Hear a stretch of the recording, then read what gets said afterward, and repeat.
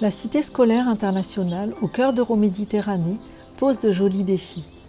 Comment faire vivre 2000 personnes d'âge et de cultures différents sur un lieu très limité en surface? Comment tirer parti des éléments naturels, vent, soleil, horizon? Et surtout, comment éviter de poser un ovni et respecter l'urbanité mise en place par Euroméditerranée? Ici, c'est une communauté de vie, une communauté scolaire d'âge et d'activités multiples. Le parti pris choisi emprunte l'image du village. Chaque bâti y est indépendant, mais c'est l'ensemble qui fait sens. Les toits sont disparates et jouent avec le soleil, et pourtant ils forment une unité.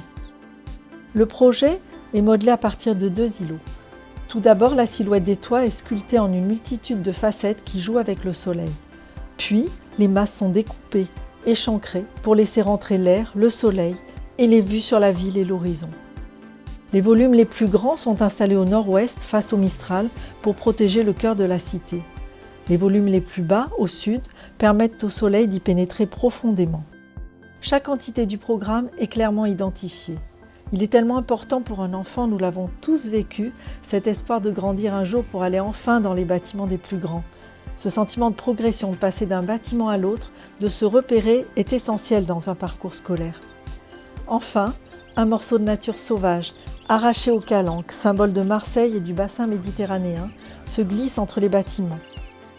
Des pins, des chênes, des arbousiers et bien sûr la roche blanche. Sur chacun des 2 îlots, un socle est créé. Dans ce socle sont tout d'abord creusés les jardins. Tous les éléments les plus publics du programme y sont installés. Le gymnase, la salle polyvalente, les restaurants et bien sûr les accès aux différents programmes. Ce socle devient le nouveau sol du projet. L'école s'y pose au sud avec ses cours de récréation et son jardin pédagogique. Puis le collège qui partage son hall d'accès avec le lycée. Enfin le lycée et ses 2 cours de récréation. Viennent ensuite l'internat et les logements de fonction. Les façades sont réalisées en béton bas carbone clair aux tonalités de Marseille. Elles symbolisent l'idée de croissance grâce à des losanges dont les dimensions augmentent progressivement en s'élevant vers le ciel. Les façades sont porteuses, c'est là la vraie performance de ce projet. Elles cumulent à elles seules la structure, la protection solaire et l'aspect décoratif. Cette solution assure la pérennité de l'ouvrage. Il est à noter que tous ces bâtiments offrent des linéaires de façade exposés soit au nord, soit au sud.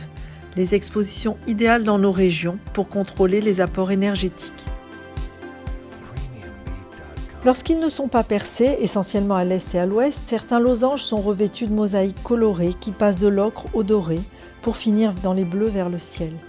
C'est un des derniers mosaïstes français qui par bonheur se trouvent à Marseille qui les réalisera. Enfin, les toits aux multiples facettes captent les différentes lumières de la journée pour affirmer la présence de l'équipement. Parcourons à présent l'intimité du projet. L'entrée de l'école primaire au sud et la salle polyvalente largement ouverte sur l'espace public, la cour de l'école primaire, l'accès au hall du lycée et collège, un morceau de calanque, la salle de restaurant, une salle de cours du lycée regardant vers la ville, une autre depuis laquelle on domine les jardins. C'est une cité scolaire à l'image de Marseille, ouverte sur l'horizon, accueillante et protectrice aux visiteurs.